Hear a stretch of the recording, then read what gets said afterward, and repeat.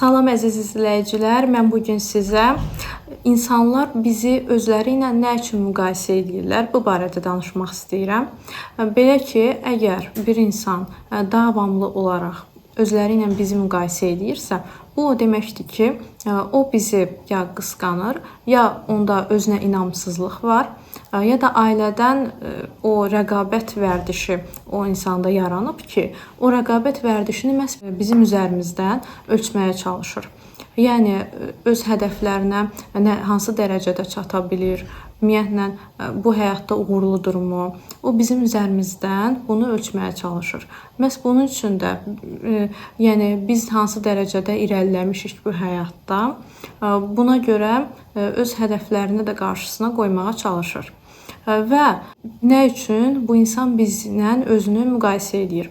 Və yenə dediyim kimi, əgər bir insanda özünə inamsızlıq, özgüvənsizlik və ailədən qaynaqlanan dəyərsizlik hissi varsa, bu insanlar davamlı olaraq sizlə özünü müqayisə edəcək.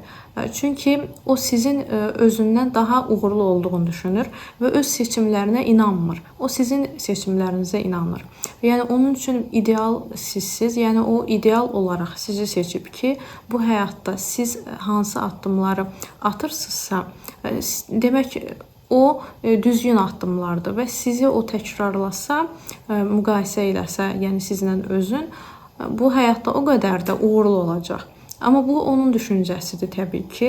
O düşünmür ki, mən özümü bu insanla müqayisə eləsəm, bu insanın hədəflərini təkrar eləsəm, bir o qədər də mən eyniləşirəm. Yəni mənim fərqli, bilirsiniz ki, hər bir insan fərqli şəxsiyyətdir. Mənim fərqliliyim o insan düşünmür ki, artıq burada qalmır. Və həmçinin bu insanlar əgər sizlə özlərini müqayisə edirlərsə, ailədən və yaxud dostlarından bu insanlara elə öyrədilib ki, bu insanlar rəqabət rejiminə öyrəşiblər. Yəni vərdiş ediblər ki, indiyənə qədər. Ancaq bu həyatda uğurlarına rəqabət eləyərək, davamlı müqayisə eləyərək hədəflərə çatmaq olar. Yəni heç kimlə müqayisə eləməyərək, ancaq öz yolu ilə gedərək bir uğura çatmaq olmaz. Yəni bu insanlar buna öyrəşiblər. Bayaqki o özünə hörmət üzərindən danışmaq istəyirəm ki, onlarda özünə hörmət hissi aşağı olduğuna görə mükəmməliyyətçilik daha çoxdur və mükəmməliyyətçiliyi onlar yəni tamamlamaq üçün, özünə hörmət hisslərini tamamlamaq üçün sizlə rəqabət edirlər. Yəni buradan da bir nəticə çıxarda bilərik ki, mükəmməl insanlar bir o qədər də rəqabət hissinə, rəqabətçiliyə meyilli olurlar. Amma əgər onlar özlərinə dəyəri yoxdursa və mükəmməliyyətçidirlərsə, artıq bu insanlar başqaları ilə özlərini müqayisə edirlər. Və digər bir məqama keçid edəndə, biz bu insanlarla necə baş etməliyik, necə başa çıxmalıyıq? Belə ki, əgər bir insan sizlə müqayisə edirsə özün, siz demək ki, siz əgər davamlı ona ilişirsinizsə, görəsən nə üçün mənlə özünü müqayisə edir? Artıq bu o deməkdir ki, siz özünüzü tam olaraq göstərmirsiniz.